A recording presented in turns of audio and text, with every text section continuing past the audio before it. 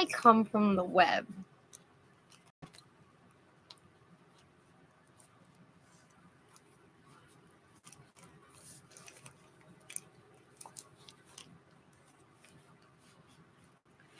Instead of hope, my newfound friends, their hopes and dreams, my enemies.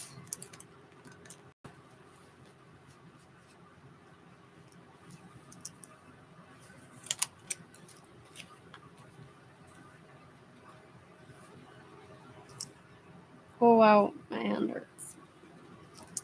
I feel like these brushes will never do anything.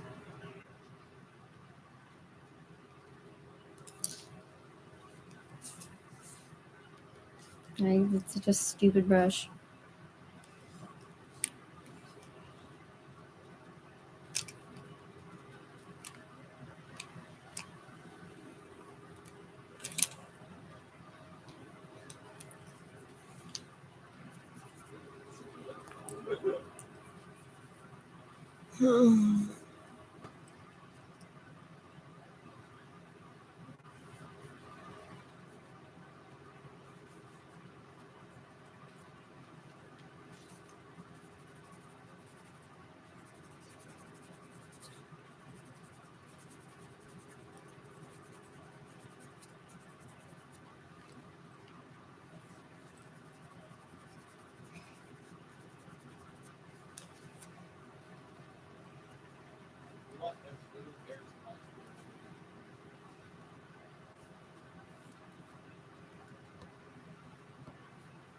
It's kind of funny sometimes. Okay. No, we all got away. Feels so good to be able to breathe easy again. The verdict is in on the Ghislaine Maxwell trial. She is guilty on 5 of 6 counts of sex trafficking for Bill Clinton's friend, Jeffrey Epstein. With so much criminal activity to be uncovered about Epstein's underage sex ring involving very high-profile people, here's everything we learned from the trial. It's the only one.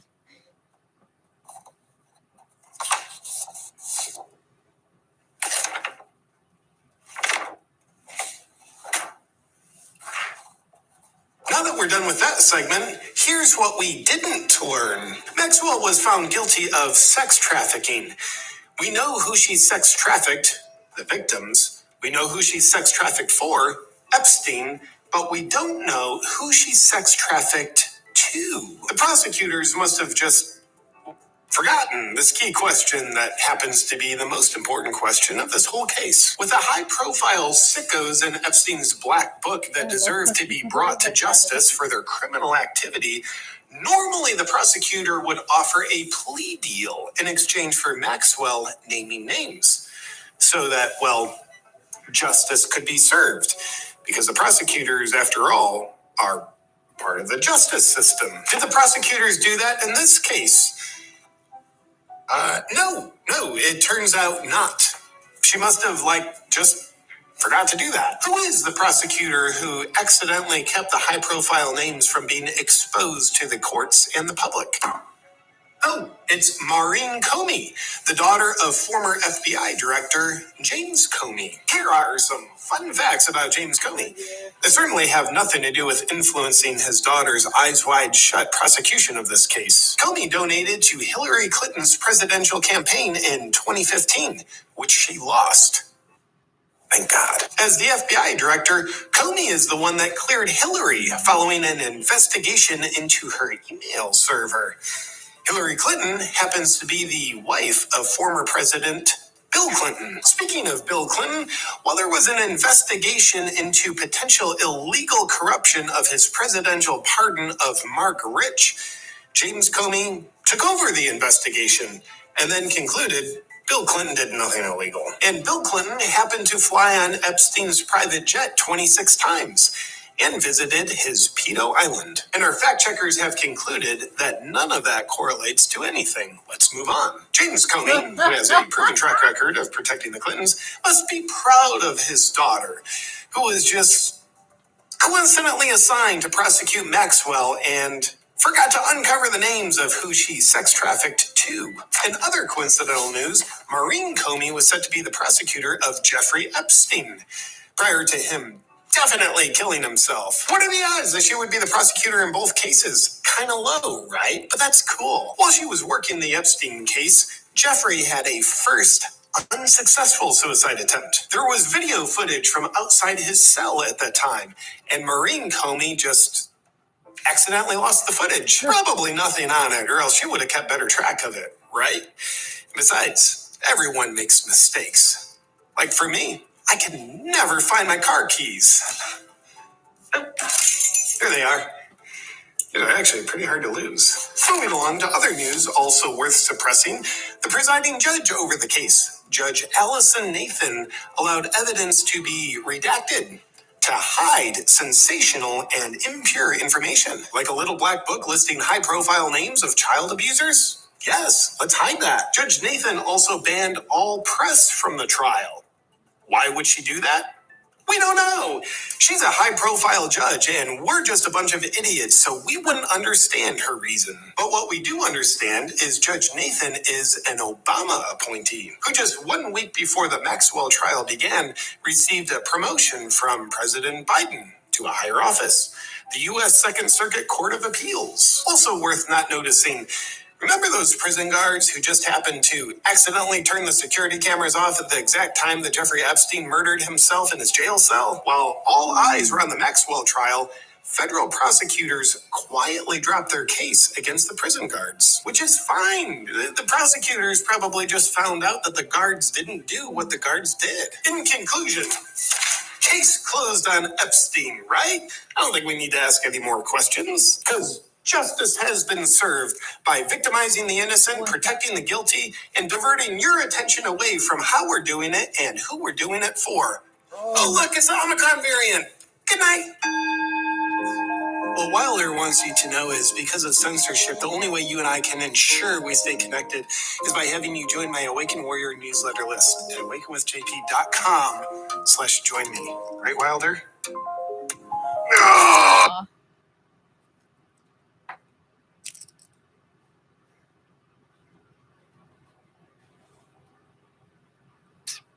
You okay, Jackie? Oh, really?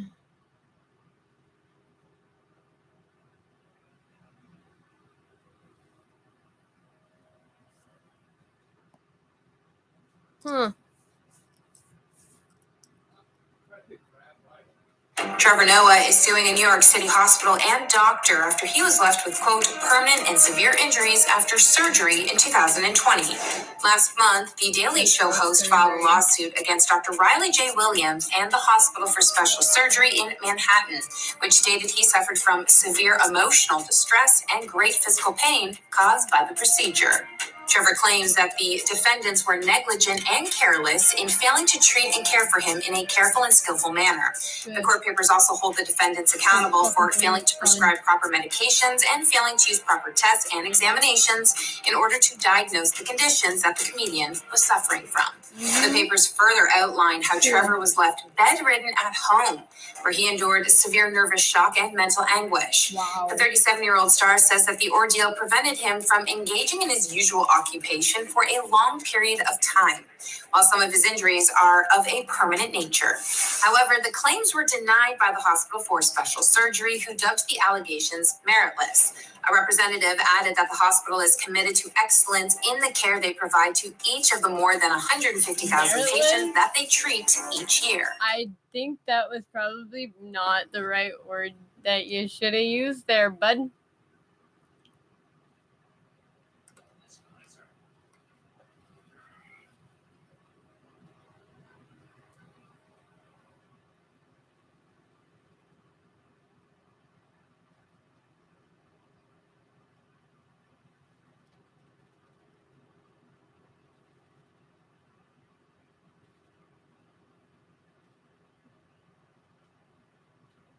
Unless you're confusing it with Jesse Smollett. In that case, you have the wrong black dude with like.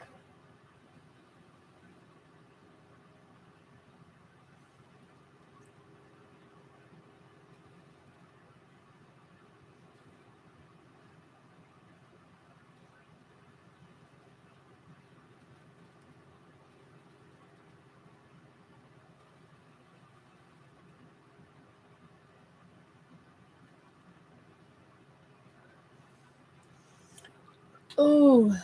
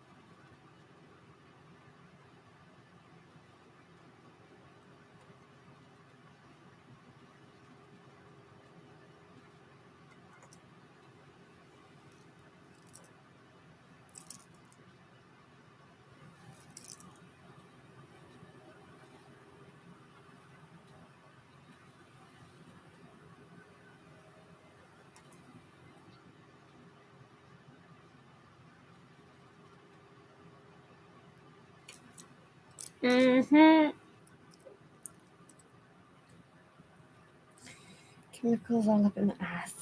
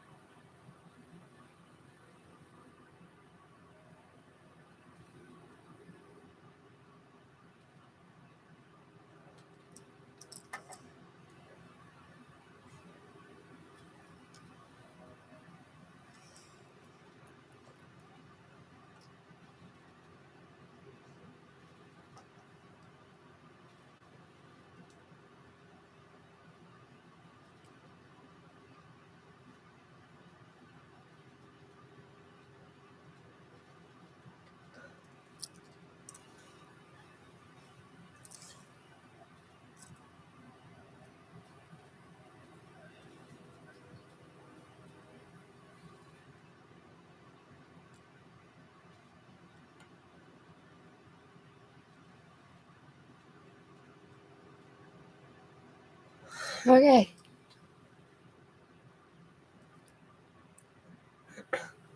We got the inner eye.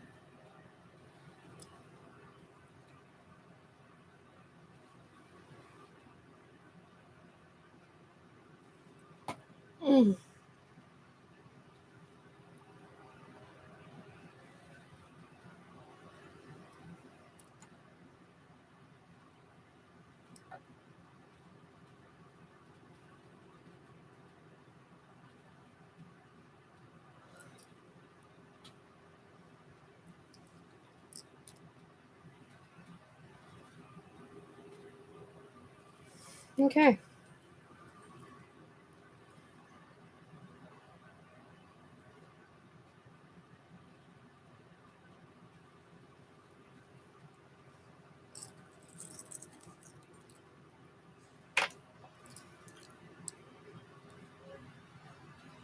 Ha, ha, ha, ha, ha.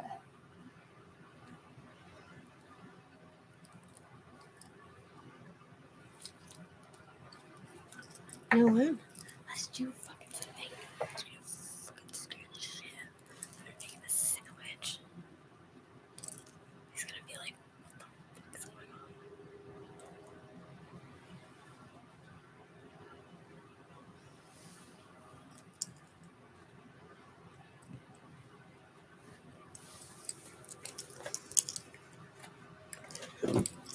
Okay.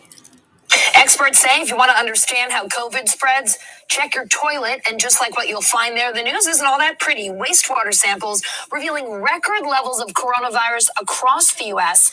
NBC News reporter Alicia Victoria Lozano joins me now. Alicia, you spoke with the head of a wastewater epidemiology company in Massachusetts who says wastewater holds the key to better understanding this public health crisis. He told you every time an infected person uses the toilet, they are flushing this information down the toilet where that's collecting and aggregating and mixing with poop from thousands of other people. How does monitoring sewage measure COVID and other public health concerns? Enlighten us on what's going on in the poop there. I know, so I'm going to try to keep the potty jokes to a bare minimum here. But basically, wastewater does actually hold quite a bit of information for researchers. And for many years, it has been used in other parts of the world to measure everything from obesity to polio to even the opioid epidemic. But now we're seeing it used here at home to measure COVID levels. And the way researchers do that is they separate the larger particles from the wastewater and extract that genetic material. And then they're able to amplify that material to study it in greater detail. And so what we're seeing right now, as we've been hearing about for weeks and weeks now, is that coronavirus is just about everywhere. And the interesting thing about wastewater is that everybody does use the sewage system. So whereas people might not be able to get a clinical test, they might not go to a hospital, they might not go to a clinic, or they might just take something at home. Perhaps they don't even have symptoms, and so they don't even know that they're spreading COVID. But when you look at the wastewater, they're able to measure how much coronavirus is actually circulating within any given community. And that is able to include people who don't have access to healthcare, who don't have access to health insurance, and who maybe don't even know that they have COVID to begin with. So what it's revealing is that it is much more rampant than we understood. And it also is able to inform public policy decisions because you see how much of this is spreading at any given time. It is probably a dirty and not so pleasant job, but man, is it fascinating what we can learn from looking at this sewage. I know you've said that our wastewater is telling us that Omicron is basically rampant, or at least COVID is, whatever variant we're seeing right now. I know it's a mix. How else might experts use this, though, to learn more about this pandemic, to help us try to get past this pandemic? I mean, it seems like such a wealth of information is in our waste. Right. So, I mean, the bigger picture here is that it is able to inform public policy decisions. So whereas people might not be exhibiting symptoms, for instance, but we're seeing that COVID is in fact spreading quite rapidly in a community, that's able to tell researchers, that's able to tell local leaders, you know what, there is COVID out there. It is much more than we realize. And perhaps we need to start making policy decisions that reflect what we're seeing in the wastewater. This has also been used to measure opioids, as I mentioned. And that's actually where some researchers in Massachusetts started doing this in the first place. And that, like COVID, is able to give this picture of what's happening in a community where people might not be open to talking about it, and they might not know themselves. So it's sort of this kind of underlying message that is lurking in our toilets, in our wastewater system, but it really does tell us a lot more than we realize about ourselves. I hope we don't get to the point that we need this. Could you imagine, though, someday our own toilets could tell us if we've tested positive and shouldn't leave the house? I mean, I wouldn't be surprised if we got to that place. Alicia, this was so interesting, albeit just a little bit gross. Thank you so much for being with us. Thank you for your time. Well, thanks for watching our YouTube channel. Follow today's top stories and breaking news by downloading the NBC News app.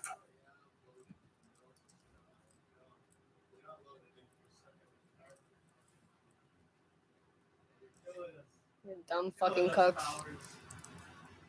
Choose your character, damn it.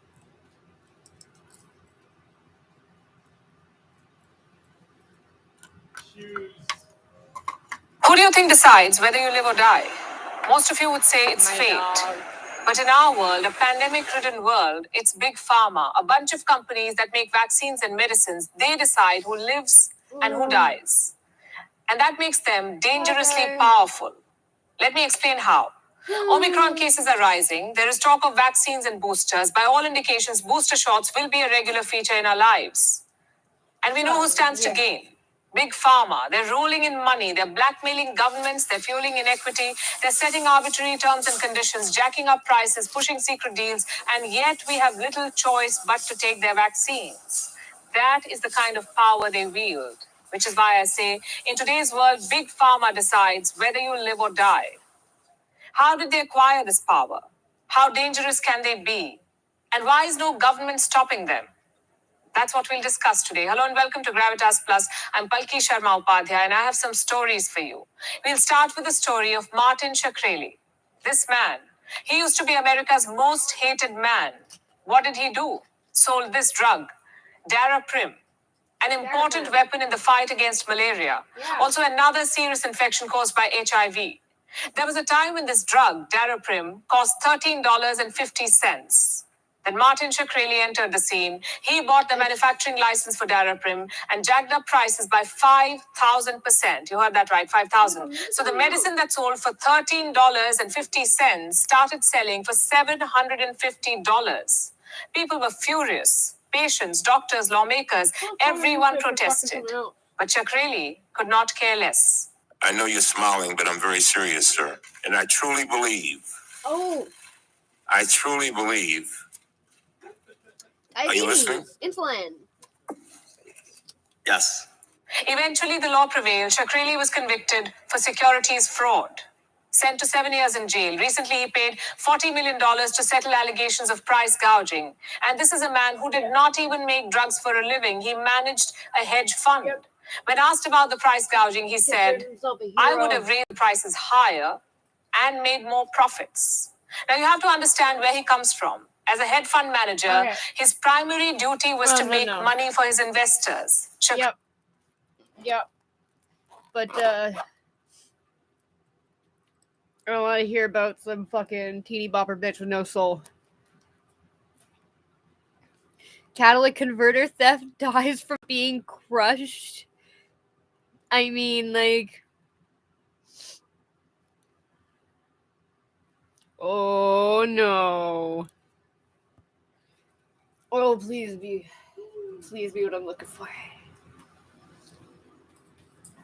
A new study is revealing some alarming findings about children born during the early stages of the pandemic. The results suggest that they're developing at a different rate than those born before the pandemic. NBC News senior medical correspondent Dr. John Torres joins us now to dig into this study a bit.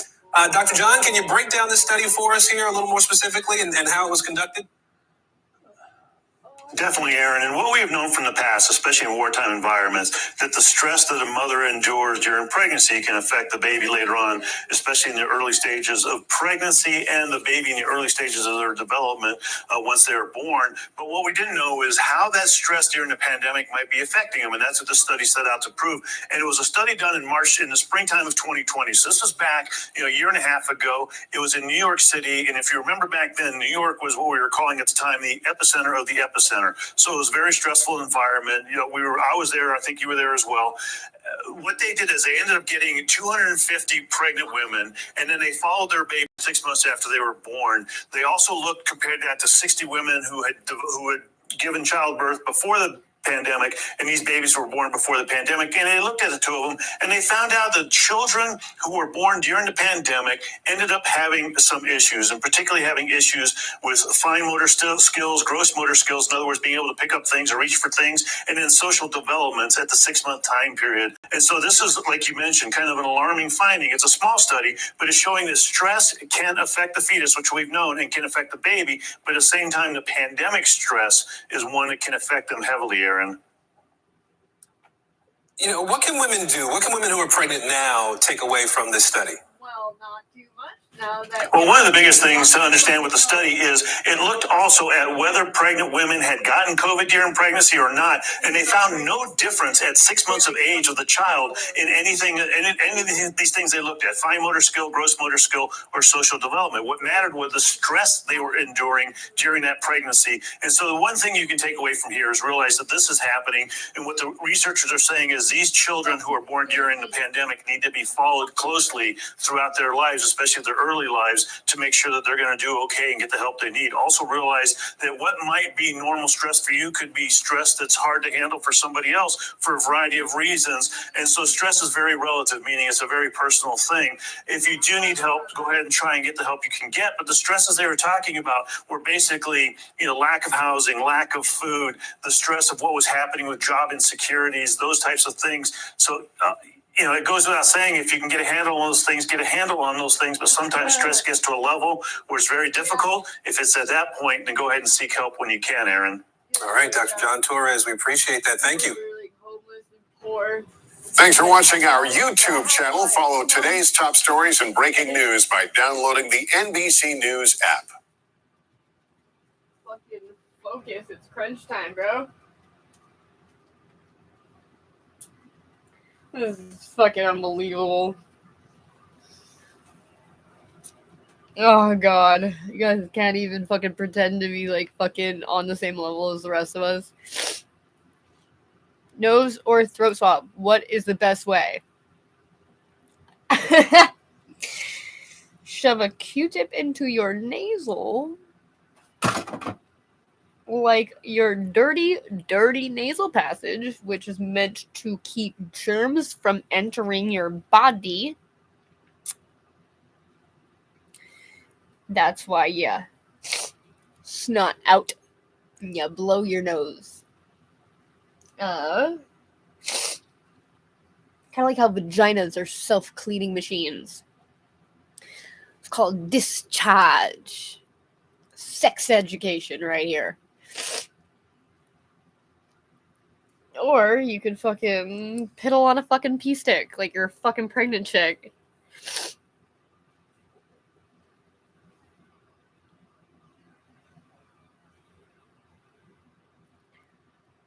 And some magical chemical, I'll fucking tell you.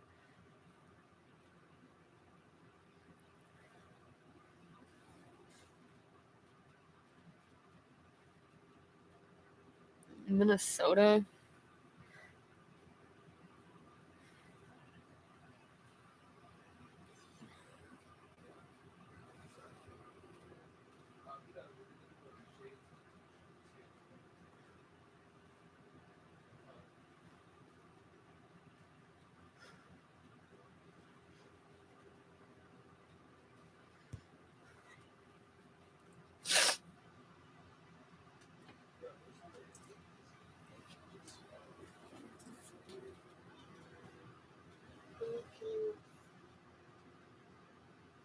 In such epochs where the highest values of life, our peace, our independence, our basic rights, all that makes our existence more pure, more beautiful, all that justifies it, are sacrificed to the demon inhabiting a dozen fanatics and ideologues. All the problems of the man who fears for his humanity come down to the same question: how to remain free. In our era of statism, a crisis is a dangerous time for those who value liberty. For with a society myopically focused on the nominal threat of a crisis, draconian bills that limit freedom are easily passed. What makes matters worse is that a population consumed by fear will often voluntarily hand over their freedoms for the promise of a bit more safety. We merely need to look back to the crisis of 2001 to see this playbook in action. The falling of the towers marked the symbolic rise of the modern surveillance state, and with it, a death blow to many of our civil liberties. But the crisis that is playing out today has the potential to be far more damaging to our freedom. For governments across the globe have reacted in a way that has revealed a truth that many have long suspected. We live in turnkey tyrannies. The technical and socio-bureaucratic apparatus of most modern states is totalitarian ready. Restrictions of movement, limitations on social interaction, heavy-handed control of business, neighbors encouraged to snitch on each other, incessant paternalistic propaganda, and all of this heaped on top of an already intrusive surveillance state, and what we have is a form of totalitarianism in action. Some may say that desperate times call for desperate measures, but all totalitarian regimes use the claim of desperate times to justify their heavy-handed measures. But even if this time is truly different and the fate of mankind somehow rests on the imposition of totalitarian rule, the question then becomes when, and to what degree, will we return to times not deemed desperate by the powers that be? Perhaps this threat will subside, but what about the next threat? And what about the potential for crises that are manufactured to instill fear in us for the direct purpose of manipulating us? Are we as a society astute enough to tell the difference? Will the media alert us to this danger? For history is littered with examples of fear being weaponized and used to empower some by manipulating others. Or as Joanna Bork writes in her book, Fear, A Cultural History, fear is manipulated by numerous organizations with a stake in creating fear while promising to eradicate it. Fear circulates within a wealthy economy of powerful interest groups dependent upon assuring that we remain scared. Theologians, politicians, the media, physicians, and the psychological services depend on our fright. Despite the proliferation of discourses about fear, eradication has never been seriously countenanced. Substitution of fear-inspiring discourses rather than obliteration has been the goal. But a crisis is both a time of danger and opportunity, and while the danger side of this coin should be clear to those of us who cherish liberty, what is its opportunity? This taste of totalitarianism should serve as a much-needed wake-up call. If we value freedom, then it is at times when our social freedom is dying that it is crucial that we reaffirm the one type of freedom that is always under our control: our psychological freedom. Psychological freedom is a cognitive state that entails the recognition that one's government, or any other form of oppressor, can limit our ability to take certain physical actions, but they cannot rid us of our capacity to think for ourselves, to choose for ourselves what is right and what is wrong, and to whatever degree possible to act in accordance with our self-chosen beliefs. Me, in chains, they fetter my leg, but my will, not even Zeus himself can overpower. Or as Rudyard Kipling put it, the individual has always had to struggle to keep from being overwhelmed by the tribe. If you try it, you will be lonely often and sometimes frightened. But no price is too high to pay for the privilege of owning yourself. In a politically unfree world, asserting our psychological freedom does not require that we openly flaunt the immoral laws of the state. For while civil disobedience can be an effective tool to counter tyranny, it must be done when the time is ripe. Rather, what the assertion of psychological freedom amounts to is a commitment to cultivate what is called our moral autonomy, as a means to better ourselves as individuals and to help return freedom to an unfree world. Autonomy, explains Frank Furedi, is an attribute of a person who engages with the world as an active, reasoning, and conscious individual. The etymology of this word, autos, self, and nomos, rule of law, conveys the meaning of self-rule. Or as Furedi further explains, autonomy provides the means through which people realize their potential and character as human beings. The opportunity to act and express oneself in accordance with one's inclination, experience, and reasoning allows people to develop their sense of self and to gain understanding of where they stand in relation to their fellow human beings. It is through the ability to pursue autonomous decision-making that individuals learn to take responsibility for their actions and develop the capacity to assume a measure of responsibility for the well-being of their fellow citizens. Moral autonomy is life-promoting under any conditions, but is especially important at times of social upheaval and rapid change. If this crisis proves significant enough to fundamentally reorder the structure of our society, many of us will soon discover that the ways of life that supported us up until now have become obsolete. Change or perish is the motto of a brave new world, and unless we are willing to take responsibility for our own future, to act with autonomy, and to cultivate the traits that autonomy necessitates, such as curiosity, self-directed learning, a willingness to take risks, and an openness to new experiences, then the only alternative is to place our life in the hands of another. As state power grows, and as governments become increasingly paternalistic, many people turn to politicians and bureaucrats to take care of them. But we take this step at our own peril, for as Jung explains, the increasing dependence on the state is anything but a healthy symptom. It means that the whole nation is in a fair way to becoming a herd of sheep, constantly relying on a shepherd to drive them into good pastures. The shepherd's staff soon becomes a rod of iron, and the shepherds turn into wolves. Any man who still possesses the instinct of self-preservation knows perfectly well that only a swindler would relieve him of responsibility. Those who promise everything are sure to fulfill nothing, and everyone who promises too much is in danger of using evil means in order to carry out his promises. Strengthening our moral autonomy is not only survival promoting in a rapidly changing world, but is also necessary if we are to take part in the task that many philosophers have deemed our highest end, namely self-creation.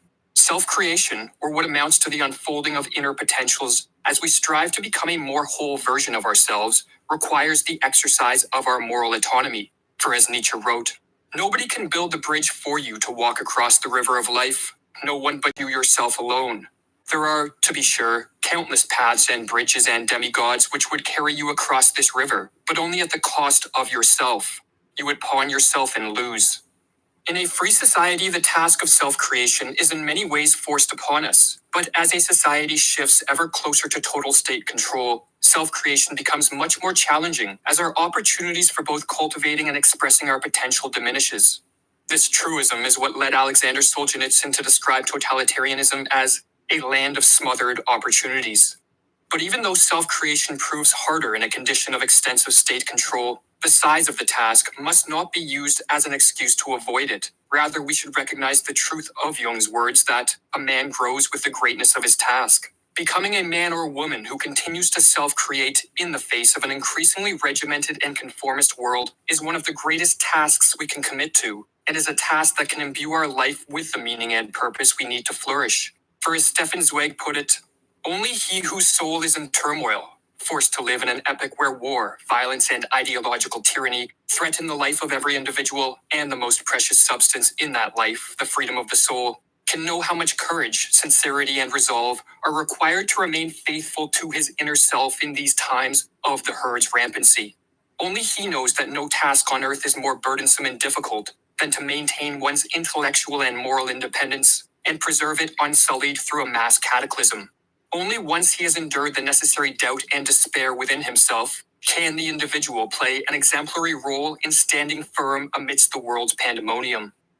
Asserting our moral autonomy and doubling down on our psychological freedom has benefits that extend beyond the merely personal. For in choosing to retain our status as a free man or woman, and in striving to behave in ways that reflect this, we become a force that pushes the world back in the direction of freedom.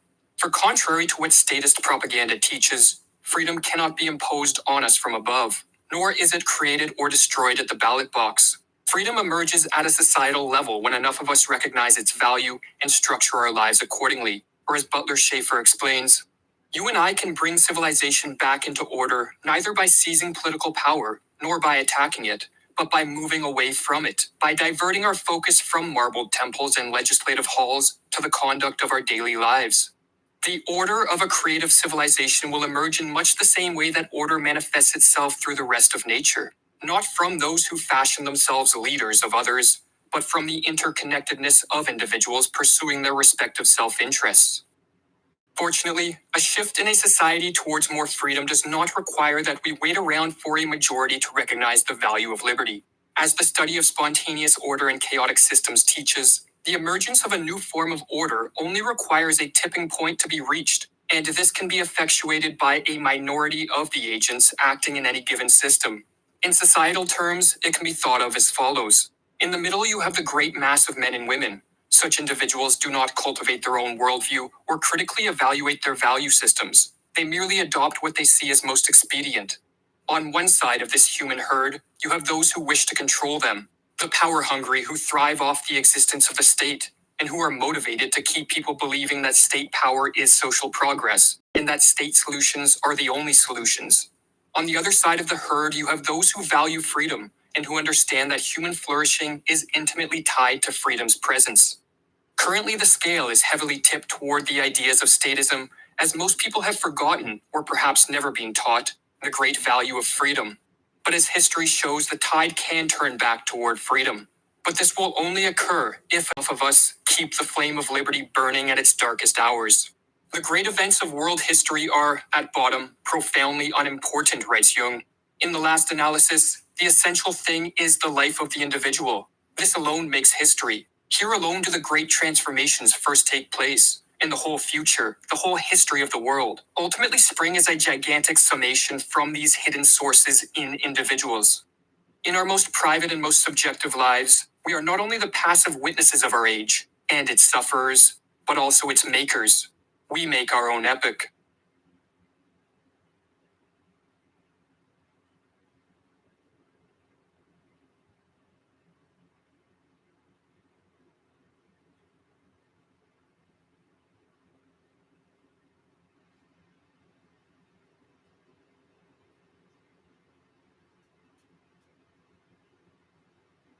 For nonconformity, the world whips you with its displeasure.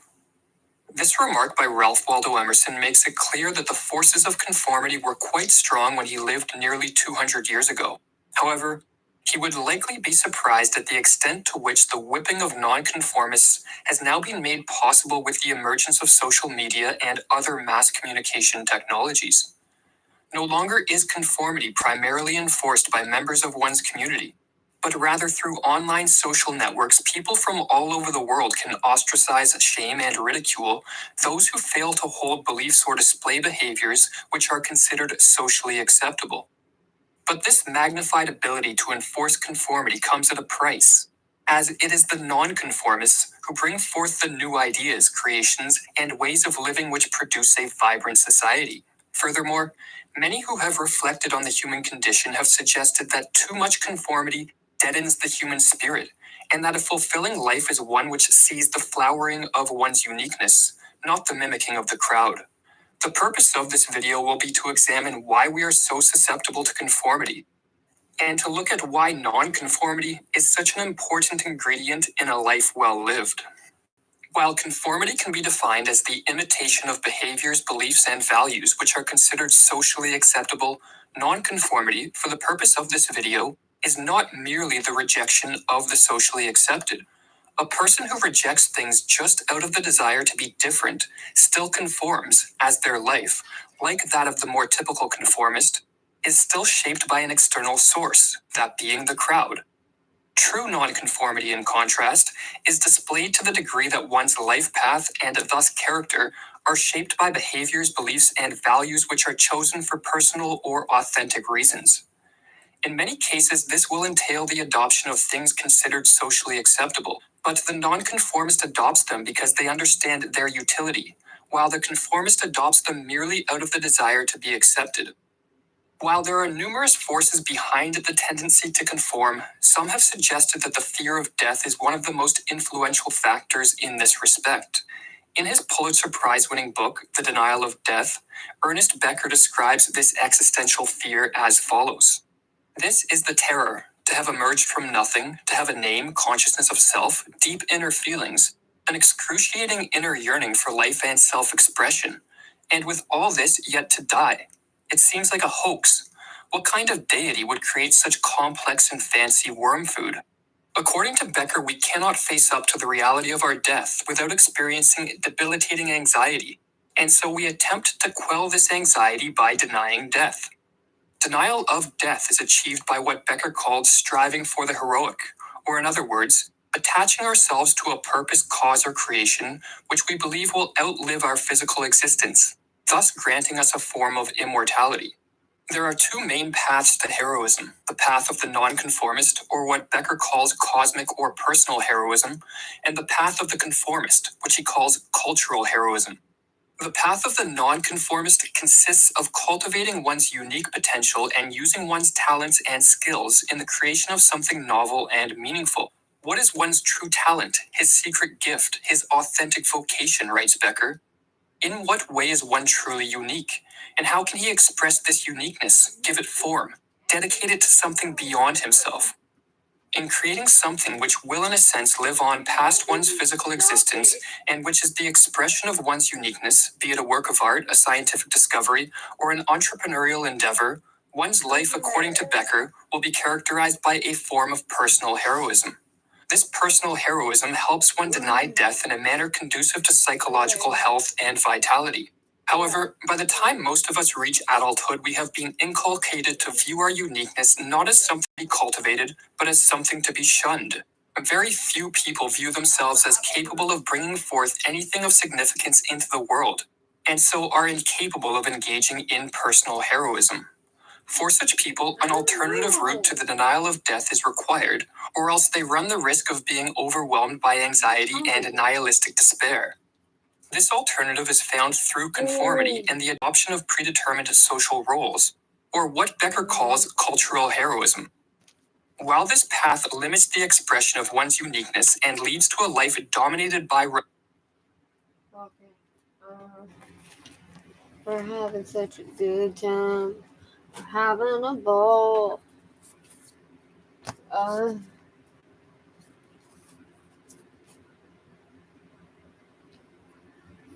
Brain fart. Sorry, Jack. I'm sorry. Hang on. I need to give you your pill, though. I'll give you some cheese, too, if you want. And then... let's check the other bag. That's what I wanted. Wait. Bloop. Bloop. Oh, no. No.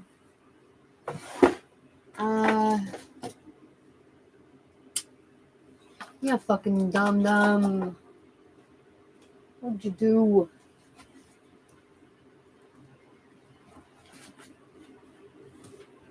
Oh. No. No. Shit. Fuck.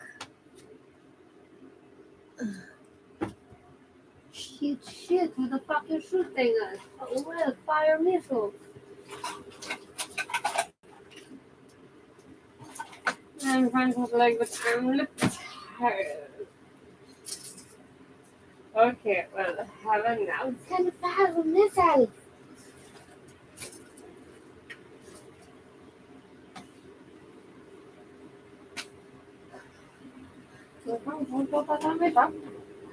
Right here.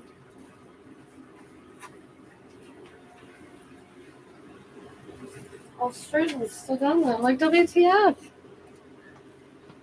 Mars is laughing at us. Some fucking thing.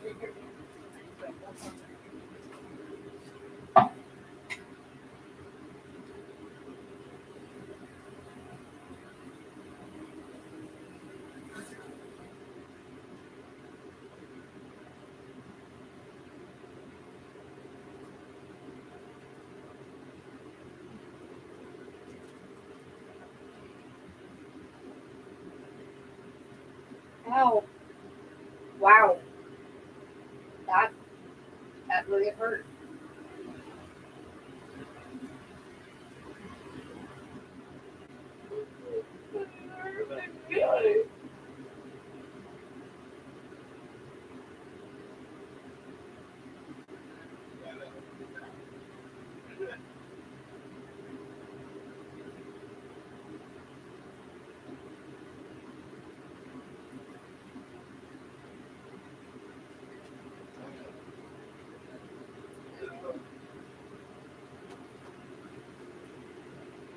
Do that again.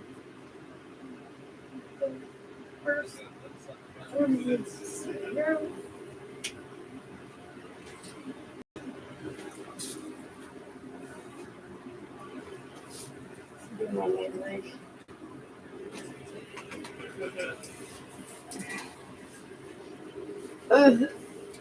Yeah, I'm coming. I'm coming to. Shut the N-word. Racist. You know, it's not okay just because, like, you knew somebody who was black one. Yeah. Being offensive to, yeah. Basically, everyone is actually the shit. It's like, not that cool. Yeah.